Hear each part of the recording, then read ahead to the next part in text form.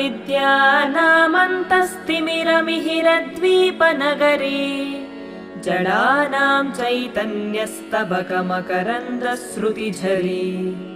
दरिद्राणां चिन्तामणिगुणनिका जन्मजलधौ निमग्नानां दंष्ट्रा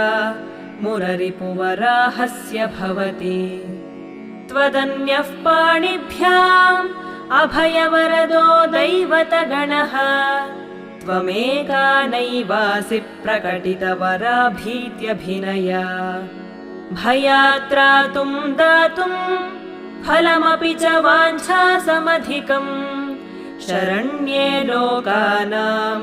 तव हि चरणावेव निपुणौ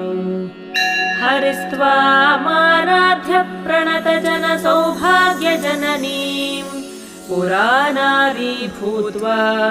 पुररिपुमपि